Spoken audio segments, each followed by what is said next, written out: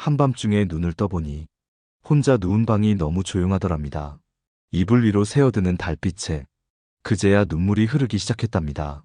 평생 아끼고 모으기만 했던 그분은 자식들 결혼시키고 건강도 나빠지기 시작하면서 이제야 조금 쉬어야겠다 싶었는데 막상 하루 종일 할 일이 없고 통장 잔고만 보면서 보내는 날들이 얼마 지나지 않아 공허하게 다가왔다고 해요. 어디론가 여행을 가자니 몸도 마음도 움직이질 않고 동네 지인들과 어울리자니 돈 들어가는 일이라는 생각이 먼저 들고 그렇게 조금이라도 덜 쓰려는 마음이 자신을 점점 좁은 울타리 속에 가두고 있었다는 걸 한참 뒤에서야 깨달으셨다고 해요. 그때 그 돈 조금만 더 써볼 걸, 내가 날 위해 써볼 걸, 왜 그렇게 아까워했을까? 이런 후회 누구나 한 번쯤은 할 수 있습니다. 특히 인생의 황혼이 깊어갈수록 그 후회는 더 무겁게 다가오죠. 철학자 아우구스티누스는 시간은 우리를 기다려주지 않는다. 행복해지기에 가장 좋은 순간은 지금이다. 이렇게 말했습니다.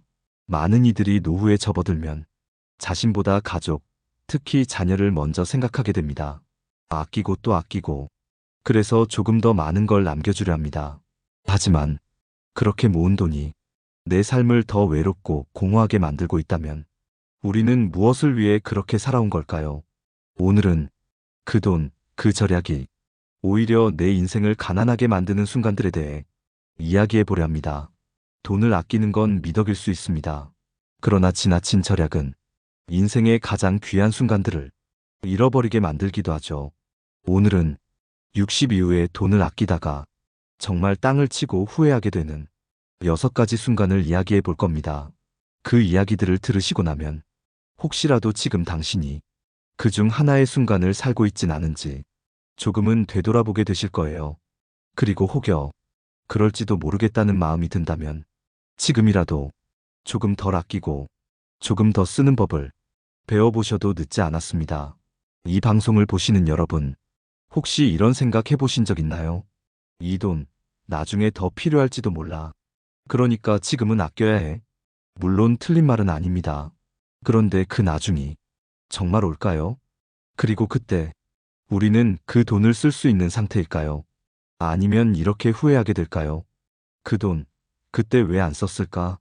이 방송은 그런 후회를 줄이기 위한 이야기입니다. 삶이 어느덧 여유로워졌을 때 그 여유를 오롯이 자신에게 허락하는 법, 그 방법을 같이 나눠보려고 합니다. 첫 번째 이유, 건강을 놓치면 돈은 아무 소용이 없습니다. 서울에서 혼자 사는 정희순 할머니는 70 중반에 들어서면서 무릎이 자주 붓고 걷는 게 불편해졌습니다.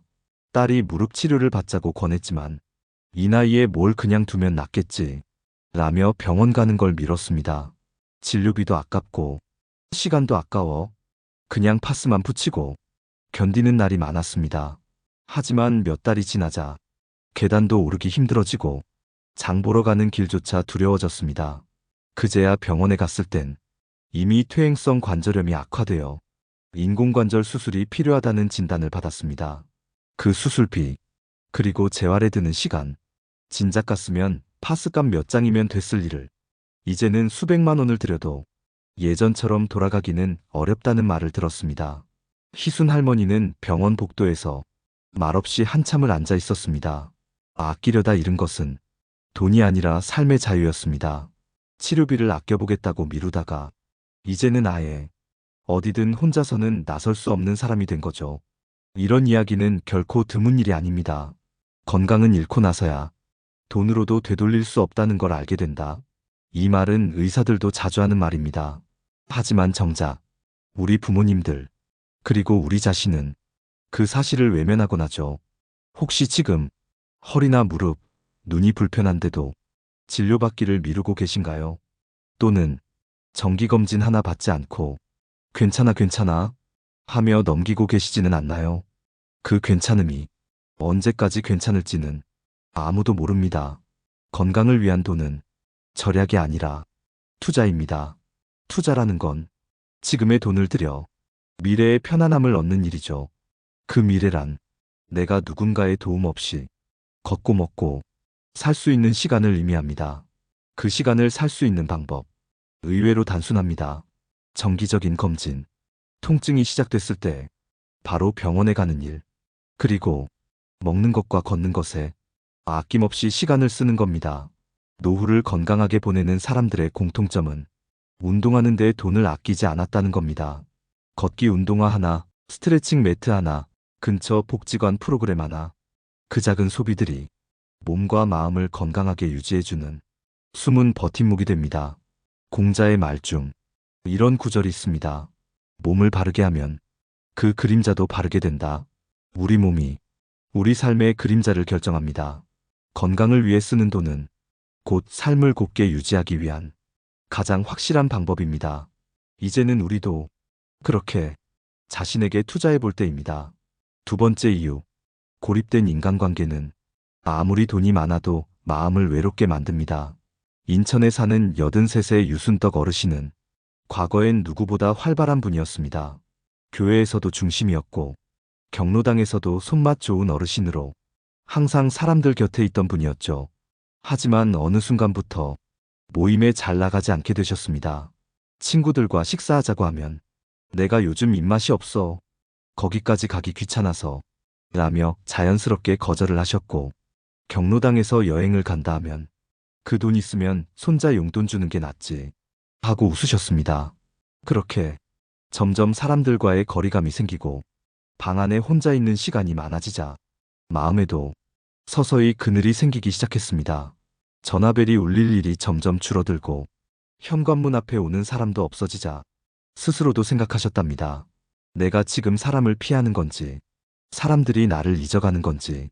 어느 날 교회 지인이 찾아와 말했습니다. 순덕이 언니, 요즘 안 보여서 다들 걱정해. 우리 밥 한 끼만 같이 해요. 그 말을 듣고 눈시울이 뜨거워졌다고 해요. 사람 마음이란 게 그렇습니다.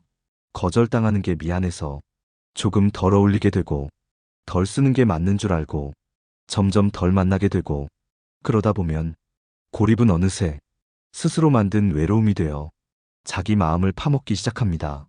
돈을 아껴보자고 커피 한 잔 값, 밥 한 끼 값, 버스비 하나까지 줄이다 보면 인간관계까지도 절약하게 되는 순간이 오고 맙니다. 그런데 정작 나이 들어 우리 삶을 가장 많이 지탱해주는 건 그 작은 약속, 그 짧은 대화, 그 밥 한 끼의 따뜻함입니다. 좋은 관계는 비싼 선물에서 오는 게 아니라 소박한 마음씀에서 시작된다. 이 말은 어느 노년 심리학자가 남긴 말입니다. 친구와 나누는 뜨끈한 칼국수 한 그릇, 자녀에게 먼저 걸어보는 전화 한 통, 동네 작은 모임에 앉아 서로 안부를 나누는 그 시간들이야말로 노년의 가장 큰 재산입니다. 돈은 아끼는 것이 아니라 관계를 위해 써야 할 때가 있는 법입니다. 혹시라도 지금 누군가를 떠올리며 연락할까 말까 망설이고 있다면 그게 바로 써야 할 돈이고 써야 할 마음입니다. 절약은 혼자만의 시간에는 이로울 수 있어도 인간관계에서의 절약은 쓸쓸함이라는 손해로 돌아오기 쉽습니다. 지금 마음속에 떠오르는 그 얼굴에게 오늘은 전화를 걸어보는 건 어떨까요? 세 번째 이유, 여행을 아끼면 기억이 남지 않고 후회만 남습니다. 81살 이만호 어르신은 평생 교사로 근무하고 정년 퇴직을 하셨습니다. 집 한 채 남기고 연금도 꾸준히 나오고 있었죠. 주위에선 이제 좀 쉬면서 즐기셔야죠. 여행도 다니고 하고 싶은 거 하셔야죠. 라며 말했지만 만호 어르신은 고개를 저었습니다. 나는 그런데 돈 쓰는 게 낭비 같아. 그 돈이면 손주 학원 한 달은 보내지. 그러고는 매년 여름마다 혼자 빈집을 지켰습니다. 가족은 휴가를 떠나고 동네 친구들도 산이며 바다로 나갈 때 본인은 선풍기 앞에 앉아 시간을 죽이며 하루를 보냈죠. 그렇게 몇 년이 지나고 몸이 점점 무거워졌을 무렵 갑자기 이런 말을 하셨다고 합니다. 나 평생 여행 한 번 안 다녀봤다. 그런데 이제는 그거 한 번 해볼 체력이 없다. 그제야 가족들도 알았습니다. 아버지가 왜 그렇게 TV 속 여행 프로그램을 자주 보셨는지, 왜 그렇게 사람들이 올린 제주도 사진을 한참이나 바라보셨는지. 여행이라는 건 단지 경치를 보는 것이 아닙니다. 그 시기에만 남기는 삶의 흔적이고 추억이고 삶의 균형입니다. 나중에 갈 거야라고 말하는 순간 그 나중이 오지 않을 수도 있다는 걸 많은 분들이 뒤늦게 깨닫습니다. 여행은 젊었을 때만 가는 것이 아니라 살아있는 지금, 조금이라도 걸을 수 있는 지금, 무엇보다 내가 원할 때 가야 하는 것입니다. 조선 후기 실학자 이덕무는 여행의 가치를 이렇게 표현했습니다. 세상을 보는 눈이 내 방 안에만 머물면 내 생각 또한 바닥난 물독과 같다. 세상을 보는 눈을 키우고 마음을 다시 채우는 일, 그게 바로 여행입니다. 지금도 수많은 노인분들이 이유 없이 여행을 미루고 계십니다. 비용이 아까워서, 몸이 불편해서, 시간이 없어서. 하지만 사실 정말 아까운 건 바로 이 시간입니다. 열차표 한 장, 숙소 하루, 그 비용이 들긴 해도 돌아와 사진첩을 꺼낼 때 마음속을 다시 따뜻하게 데워줄 단 하나의 기억이 될 수 있습니다. 혹시 지금 당신 마음에도 언젠가 가고 싶은 곳이 있진 않나요? 그 언젠가를 오늘로 당겨보는 건 어떨까요? 그 기억은 분명히 당신의 노년을 지켜주는 자산이 될 것입니다. 네 번째 이유, 자녀에게 너무 많이 주고 정작 자신에게 남는 것이 없을 때 후회는 더욱 깊어집니다. 경기도 고양시에 사는 김복래 할머니는 70이 넘은 지금도 아침 6시면 시장에 나가 반찬 가게를 운영하고 계십니다. 이유는 단 하나, 아직 결혼 안 한 막내 아들에게 집 한 채라도 해주고 싶어서. 복래 할머니는 남편 없이 혼자 세 남매를 키웠습니다. 큰아들과 둘째 딸은 자립했고 잘 살고 있었지만 막내는 아직 미혼에 수입도 불안정했습니다. 그래서 복래 할머니는 자신의 통장에 들어오는 노령연금도 생활비도 모두 아들의 통장에 부었습니다.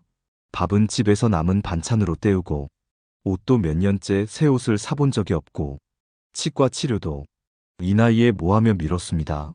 그러던 어느 날 가게 앞에 앉아 쉬고 계시던 복래 할머니는 갑자기 눈물을 흘리셨다고 해요. 나는 왜 이렇게 살까? 내가 뭘 그렇게 잘못했나? 이야기를 들은 동네 이웃이 이렇게 물었습니다. 자식은 사랑받기 위해 태어난 존재지 부모를 고생시키기 위해 태어난 게 아닌데요. 할머니는 왜 할머니 자신을 위해 쓰지 않으세요? 복래 할머니는 대답하지 못했습니다. 우리 시대 어르신들, 특히 부모님 세대는 자식을 위해 모든 것을 희생하는 게 최고의 사랑이라 믿고 살아오셨습니다. 하지만 그 사랑이 지나쳐 자신을 소모시키고 있다면 그건 결코 건강한 부모의 모습이 아닙니다. 사랑은 내가 채워줘야 남에게 줄 수 있다. 라는 말처럼 부모의 여유와 편안함이 자녀에게 더 깊은 울림이 됩니다. 과거 공자의 제자자로는 자신의 부모에게 늘 곡식을 직접 지어 올렸다고 합니다. 그 이유를 묻자 부모님이 든든해야 내 마음도 지치지 않는다 고 말했습니다. 부모가 무리해가며 자식을 도우면 자식은 늘 죄송함과 부담감 속에 살게 됩니다. 부모가 자신을 돌보며 밝고 편안하게 살아가는 모습을 보면 자식은 마음 편히 자기 인생을 살 수 있습니다. 지금 자녀에게 너무 많이 내어주고 있다면 한 번쯤 이렇게 자문해 보세요. 내가 이만큼 주고 있는 이유가 진정 사랑인지 아니면 죄책감이나 불안에서 비롯된 건 아닌지. 사랑은 함께 웃는 데서 시작됩니다. 내가 웃지 못하는 사랑이라면 그건 다시 들여다볼 필요가 있습니다. 혹시 당신은 지금 무엇을 주고 있나요?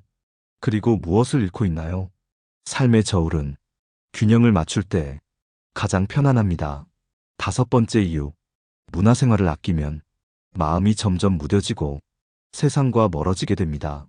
부산에 사는 박진우 어르신은 예전엔 그림도 좋아하고 오페라도 즐기셨던 분이었습니다. 퇴직 후에는 동네 문화센터 수업에도 몇 번 다녔고 공원 근처 벤치에 앉아 책을 읽는 게 큰 낙이었죠. 하지만 어느 해부터인가 문화센터 등록을 하지 않았고 영화관도 안 가기 시작했습니다. 이유를 묻자 다 돈이야. 거기 왕복 버스비에 점심까지 사 먹으면 꽤 나가 하며 웃으셨습니다. 그렇게 그림 대신 TV만 보고 책 대신 신문만 보며 하루하루가 반복됐습니다. 처음엔 괜찮았지만 점점 삶의 색이 바래져가는 느낌이 들기 시작했습니다. 아침에 눈 떠도 특별히 기대되는 일이 없고 하루를 마쳐도 가슴을 뛰게 한 장면 하나 남지 않는 그런 무채색의 나날들. 그때 어르신은 동네 작은 미술관에서 하는 무료 전시회 소식을 듣고 다시 한번 발걸음을 옮겼습니다. 그리고 눈앞에 펼쳐진 거대한 수채화 앞에서 한참을 멈춰섰다고 합니다. 아, 내가 이 느낌을 언제 마지막으로 느껴봤더라. 눈물이 맺혔고 마음속 어딘가에서 무언가가 다시 움직이는 걸 느꼈다고 했습니다. 문화는 삶을 풍요롭게 만드는 가장 깊고 부드러운 자극입니다. 꽃을 한 송이 사서 책상 위에 올려두는 일, 동네 서점에 가서 좋아 보이는 시집을 하나 펼쳐보는 일, 오래된 클래식 음악을 들으며 잠시 눈을 감는 일, 이런 일들에 드는 돈은 결코 낭비가 아니라 마음을 적시는 투자입니다. 프랑스 철학자 볼테르는 인간은 빵만으로 살 수 없다. 장미도 함께 있어야 한다. 고 말했습니다. 그 장미는 음악일 수도 있고 그림일 수도 있으며 무대 위 배우들의 목소리일 수도 있습니다. 노년의 외로움은 사람이 없어서 생기기도 하지만 느낄 것이 없어서 더 커지기도 합니다. 무언가에 감동할 때 사람은 다시 살아있음을 느낍니다. 문화생활이란 게 거창할 필요는 없습니다. 작은 전시회, 마을 도서관 낭독회, 무료 음악회, 무료 강연, 이런 소소한 일상 속에서도 충분히 감정을 일깨우고 생각을 넓히며 마음을 적실 수 있습니다. 혹시 요즘 마음이 무기력하거나 아무 일에도 감흥이 없다면 당신의 삶에 장미가 사라진 건 아닌지 조금만 들여다보세요. 그 장미 다시 피워낼 수 있습니다. 아주 작은 관심과 조금의 여유만 있다면 말입니다. 6번째 이유, 자신에게 쓰지 못한 돈은 결국 추억도 이름도 남기지 못합니다. 대구에 사는 나성희 할머니는 76의 나이에 하루도 빠짐없이 집안일을 합니다. 아침엔 김치 냉장고를 열어 반찬을 꺼내고, 점심엔 쓸고 닦고, 저녁엔 혼자 국을 끓여 TV 앞에 앉습니다. 그 누구도 그 수고를 알아주지 않지만 성희 할머니는 말합니다. 몸이라도 움직이고 있어야 덜 허전해. 자녀들은 다 출가했고 남편은 오래전에 떠났습니다. 이따금 오는 손주 사진을 보며 웃지만 그뿐입니다. 할머니가 남긴 재산은 통장과 집, 그리고 수십 년간 아껴온 자기 이름으로 된 보험 하나. 하지만 정작 할머니의 삶에는 할머니 자신만을 위한 추억이 단 하나도 없었습니다. 친구들과의 사진도, 직접 만든 소품도, 자신이 그린 그림 한 장도 없었습니다. 하루는 이웃 아주머니가 휴대폰 사진을 보여주며 말했답니다. 이건 작년에 나 혼자 순천 갔을 때야. 그냥 버스 타고 무작정 갔지 뭐. 근데 그때 찍은 이 사진 하나 때문에 1년이 따뜻해졌어. 그 말을 듣고 성희 할머니는 밤에 혼자 이불 속에서 눈물을 흘렸다고 해요. 난 내 사진이 하나도 없네. 내 인생에서 내가 주인공인 날이 있긴 했던가. 누구나 자신의 이야기를 기억하고 싶어 합니다. 그 이야기를 남길 수 있는 방법은 작은 돈이라도 자신을 위해 쓰는 것에서부터 시작됩니다. 손수건 하나, 사진이나 한 장, 글 한 줄 적힌 엽서, 그 조각들이 쌓여 나라는 사람의 흔적이 됩니다. 철학자 키르케고르는 인간은 추억을 남길 때 비로소 존재의 의미를 가진다 고 말했습니다. 그 추억이 없다면 살았던 흔적마저 서서히 지워집니다. 혹시 지금 당신 집 어디에도 당신 사진이 없진 않나요? 당신의 이름으로 된 책 한 권, 수첩 하나, 그림 한 장조차 없진 않나요? 돈은 모으는 데 의미가 있는 게 아니라 내 삶을 남기는 데 의미가 있습니다. 노년은 나를 기념하는 시간입니다. 지금이라도 늦지 않았습니다. 카페에서 내가 좋아하는 찻잔을 하나 골라보고 사진관에서 웃으며 사진 한 장 찍어보는 것. 그건 허영도 사치도 아닙니다. 내가 살아온 시간에 존중을 표하는 작은 의식입니다. 이제 당신도 당신 삶의 주인공이 되어야 하지 않을까요? 오늘 이야기는 여기까지입니다. 이야기를 들어주셔서 감사합니다. 지금까지 지혜이샘이었습니다.